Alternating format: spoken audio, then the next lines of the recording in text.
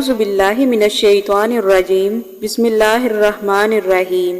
شروع اللہ کے بابرکت نام کے ساتھ جو ہر چیز پر قادر ہے۔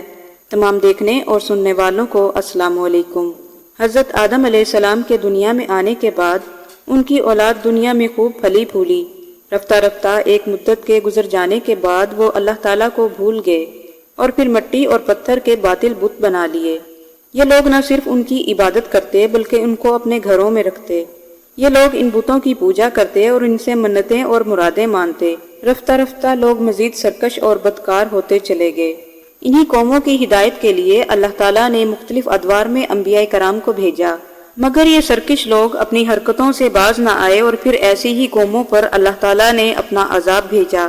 ایسی ہی قوموں میں سے ایک قوم حضرت نوح علیہ السلام کی تھی۔ حضرت نوح علیہ السلام دنیا میں اللہ تعالیٰ کے پرستار اور توحید کے ماننے والے تھے۔ حضرت نوح علیہ السلام نے اپنی قوم کو اللہ تعالیٰ کے احسانات جتا کر سیدھے راستے پر چلنے کی تلقین کی، لیکن ان لوگوں نے ان کی باتوں کا مذاق بنایا اور کہنے لگے کہ بھلا تم کیسے نبی ہو سکتے ہو؟ تم تو ہمارے جیسے ہو، گوشت پوشت کے ہو اور ہم میں سے ہی پیدا ہوئے ہو۔ نعوذ باللہ کہنے لگے کہ اللہ کو تم ہی ملے تھے نبی بنانے کے لیے۔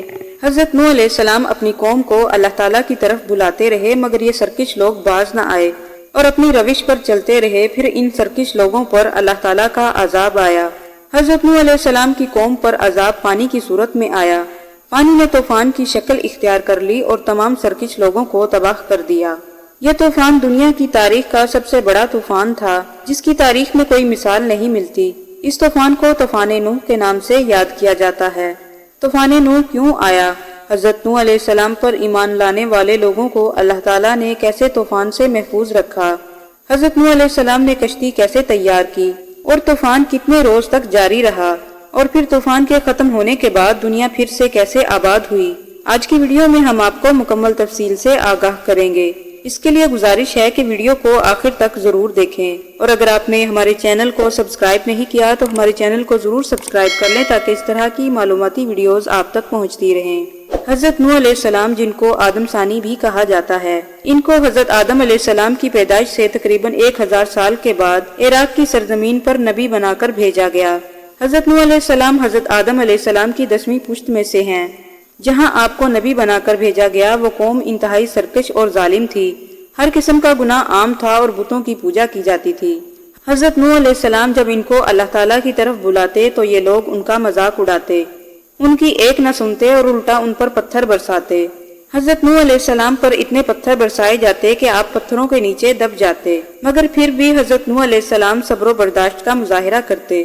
حضرت نوح علیہ السلام اپنی قوم کو 950 سال تک اللہ کی طرف بلاتے رہے اور راہ حق کی تبلیغ کرتے رہے، مگر افسوس کہ قوم کے چند ہی لوگ آپ پر ایمان لائے اور باقی قوم کفر و شرک کے راستے پر چلتی رہی۔ آپ اپنی قوم کے لیے اتنا روئے کہ آپ کا نام ہی نوح پڑ گیا۔ آپ اسی غم میں تھے کہ اللہ تعالیٰ کی طرف سے آپ کے پاس وحی آئی کہ یہ قوم مزید ہدایت نہیں پائے گی۔ حضرت نوح علیہ السلام اللہ تعالیٰ سے فریاد کرنے لگے کہ اے اللہ، یہ لوگ ظلم کرنے کو مذاق سمجھتے ہیں، کفر و شرک کرتے ہیں اور تیری عبادت سے منہ موڑتے ہیں، تو اس قوم کو نیست و نابود فرما۔ جیسے ہی حضرت نوح علیہ السلام نے اللہ تعالیٰ سے دعا کی تو اللہ تعالیٰ نے ان کی دعا کو قبول فرما لیا۔ اللہ تعالیٰ نے وحی بھیجی کہ ایک کشتی تیار کرو، ہم بہت جلد اس قوم کو برباد کرنے والے ہیں۔ اللہ تعالیٰ نے وحی کے ذریعے حضرت نوح علیہ السلام کو کشتی بنانے کا طریقہ سمجھایا اور پھر آپ ایسے ہی کشتی بناتے رہے۔ حضرت نوح علیہ السلام اور ان کی قوم ایک پہاڑ پر رہتے تھے جہاں نہ سمندر تھا، نہ دریا اور نہ ہی کوئی درخت۔ سب سے پہلے اللہ تعالیٰ نے حضرت نوح علیہ السلام کو حکم دیا کہ درخت اگائیں اور پھر ان کی لکڑی سے کشتی بنانے کا کام شروع کریں۔ جب حضرت نوح علیہ السلام نے کشتی بنانے کا کام شروع کیا تو اللہ تعالیٰ سے عرض کی، اے اللہ، کشتی بنانے میں میری کون مدد کرے گا؟ اللہ تعالیٰ نے حکم فرمایا کہ اپنی قوم میں اعلان کرو کہ جو کوئی کشتی کو تراشے گا اور کچھ حصہ تراشے گا وہ سونا بن جائے گا۔ پھر جب حضرت نوح علیہ السلام نے یہ اعلان کیا تو بہت سے لوگ آپ کے ساتھ کشتی بنانے پر راضی ہو گئے۔ حضرت نوح علیہ السلام لکڑی کے تختے بناتے اور پھر لوہے کی کیلوں کے ساتھ ان کو ایک دوسرے سے جوڑتے جاتے۔ یہ قوم آپ کا مذاق اڑاتی کہ یہاں نہ دریا ہے نہ سمندر، پھر بھی یہ پاگل کشتی بنا رہا ہے، مگر آپ صبر سے کام لیتے اور اللہ تعالیٰ کے حکم کو چپ چاپ مانتے جاتے۔ حضرت نوح علیہ السلام نے جو کشتی تیار کی اس کا طول 300 گز اور اس کی اونچائی 30 گز تھی اور اس کا عرض 50 گز تھا اور بعض روایات کے مطابق اس کا طول 1 کلومیٹر سے بھی زائد تھا۔ یہ کشتی اوپر اور نیچے دونوں اطراف سے بند تھی تاکہ بارش کا پانی اس میں داخل نہ ہو سکے۔ یہ کشتی 3 منزلوں پر مشتمل تھی۔ پہلی منزل پرندوں کے لیے، دوسری انسانوں کے لیے اور تیسری جانوروں کے لیے تھی۔ ہر منزل میں ایک دروازہ تھا۔ جب کشتی تیار ہو چکی تو اللہ تعالیٰ نے حکم فرمایا، اے نوح، زمین پر پائے جانے والے جانوروں اور پرندوں کے جوڑوں کو کشتی میں سوار کرو تاکہ ان کی نسل باقی رہ سکے۔ چنانچہ حضرت نوح علیہ السلام نے جانوروں اور پرندوں کو کشتی میں سوار کر لیا اور پھر انسانوں سے کہنے لگے کہ کشتی میں سوار ہو جاؤ۔ یہ کشتی نجات کی کشتی ہے، جو بھی اس میں سوار ہوگا وہ نجات پائے گا اور اللہ کی امان میں رہے گا۔ لیکن آپ کی قوم مذاق اڑاتی رہی اور ان لوگوں میں سے چند لوگ ہی کشتی میں سوار ہوئے۔ ان لوگوں میں آپ کے بیٹے حام، سام اور یافس بھی شامل تھے۔ اللہ تعالیٰ نے حضرت نوح علیہ السلام سے فرمایا کہ بہت جلد تندور سے پانی ابلے گا جو ان لوگوں کو تباہ کر دے گا۔ پھر جب حضرت نوح علیہ السلام کی بیوی تندور میں روٹیاں لگا رہی تھی تو اس نے دیکھا کہ تندور سے پانی نکلنا شروع ہوا۔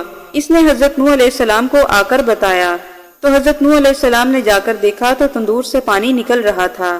پھر حضرت نوح علیہ السلام نے تندور پر مٹی ڈالی اور سیل کر دیا۔ پھر آپ نے تمام پرندوں اور جانوروں کو کشتی میں سوار کیا اور پھر آپ نے واپس آ کر تندور کی سیل کو کھول دیا اور اس کے اوپر سے مٹی کو ہٹا دیا تو پانی ابلنا شروع ہو گیا۔ لوگ پانی کو دیکھ کر مذاق اڑاتے کہ یہ پانی ہمیں کیسے ڈبوئے گا۔ چنانچہ پانی میں شدت آ گئی اور پانی تیزی سے ابلنا شروع ہو گیا۔ پھر اللہ تعالیٰ نے آسمان کو حکم دیا تو پھر آسمان میں سے پانی برسنا شروع ہو گیا۔ پھر کچھ ہی دیر میں ان لوگوں کی ہنسی پریشانی میں بدل گئی اور پانی برسنے لگا۔ بارش بھی تیزی سے برسنا شروع ہوئی تو پانی نے زور پکڑ لیا۔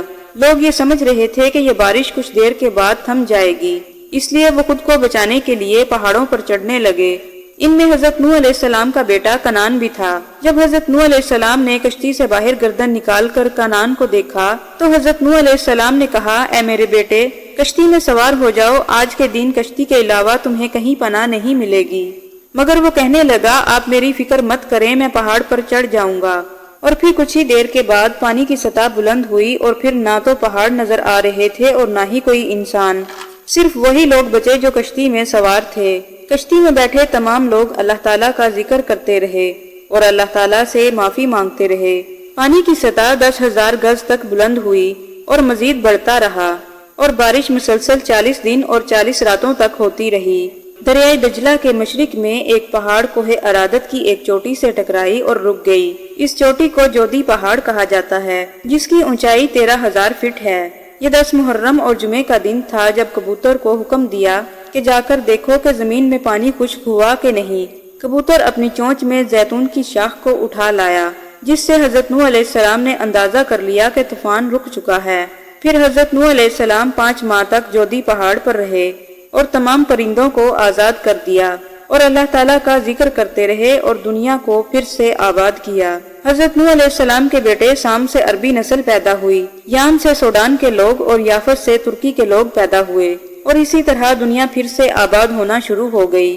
پھر طوفان نوح کے 60 برس کے بعد حضرت نوح علیہ السلام کا انتقال ہوا اور وہ خالق حقیقی سے جا ملے۔ سلام ہو حضرت نوح علیہ السلام پر، جن کی بدولت اللہ تعالیٰ نے انسانیت کو دوبارہ زندگی دی۔ اگر آپ کو ہماری یہ ویڈیو پسند آئی ہو تو لائک کیجئے اور ہمارے چینل کو ضرور سبسکرائب کر لیں اور بیل نوٹیفیکیشن کو آن کر لیں تاکہ ہماری تمام تر ویڈیوز آپ تک پہنچتی رہیں۔ ملتے ہیں اگلی ویڈیو کے ساتھ، اجازت دیجئے، اللہ حافظ۔